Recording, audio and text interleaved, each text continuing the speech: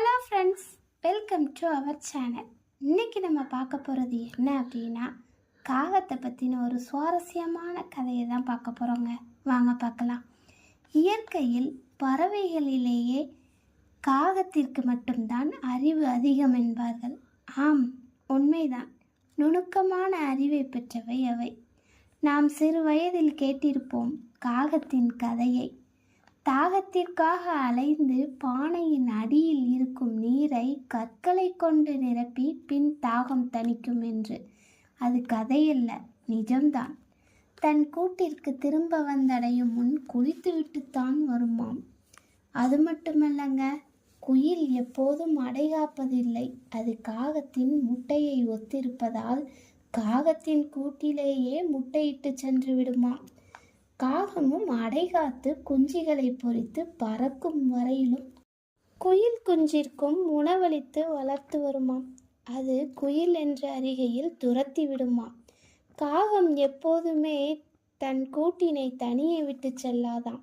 ஜோடியில் ஒன்று மட்டும் இரை தேட செல்லும், ஒன்று தன் கூட்டினை பாதுகாக்கும். இன்னும் ஒன்று என்ன தெரியுமா? காகம் இனங்கண்டு அதன் ஜோடியிடம் மட்டுமே சேருமா. கேட்கவே சுவாரஸ்யமாக இருக்குல்ல? சரி வாங்க, காகம் பேசுகிறது கேளுங்க.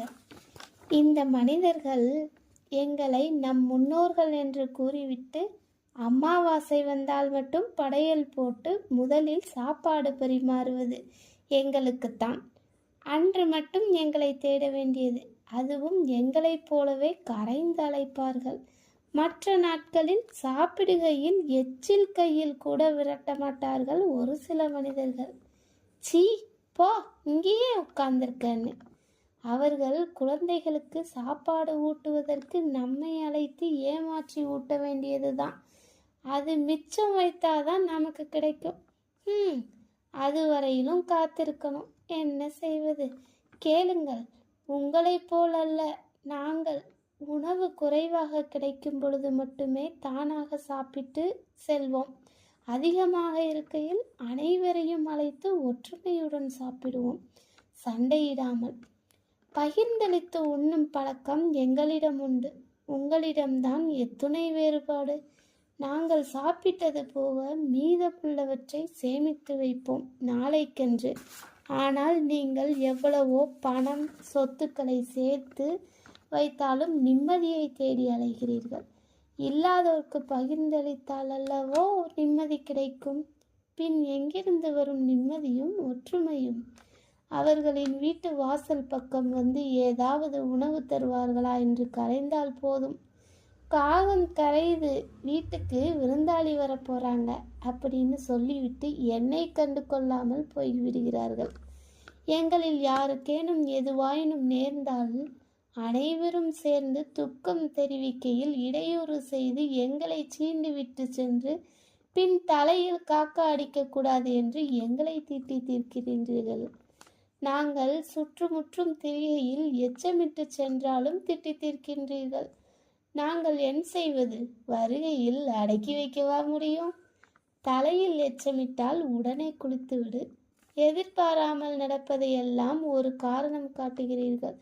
சில நேரங்களில் என்னால் நன்மை, சில நேரங்களில் என்னால் தீமை என்று நீங்களே தீர்மானித்துக் கொள்கிறீர்கள். இதில் எங்கள் தவறு எதுவும் இல்லை.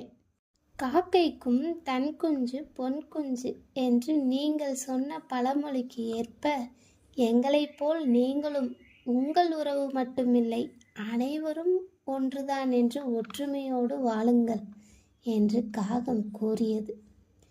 பொதுவாக உயிர் உள்ள ஜீவன்கள் எதுவாயினும் அதற்கு உணவு ஏதும் நாம் கொடுக்காத வரையில் நம்மை அது கண்டு கொள்வதில்லை.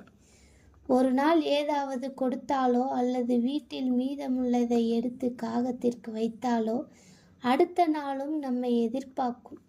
இங்கு வந்தால் நமக்கு உணவு கிடைக்கும் என்ற எண்ணத்தோடு வரும். நாம் துரத்துகையில் ஏமாற்றத்துடன் செல்லும். நாம் அதற்கு உணவு கொடுக்கும்போது இருக்கும் சந்தோஷத்தை விட ஏமாற்றத்தை உண்டாக்குவதுதான் பெரிதாக தெரியும். எப்போதும் ஏமாற்றத்தை உண்டாக்காதீர்கள்.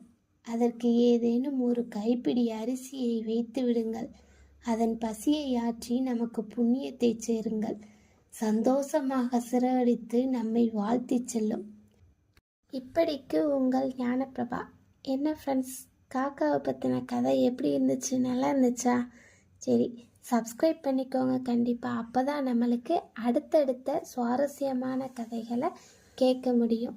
பிடிச்சிருந்தா லைக் பண்ணுங்கள் அண்ட் ஷேர் பண்ணுங்கள். கண்டிப்பாக கமெண்ட் பண்ணுங்கள். தேங்க்யூ.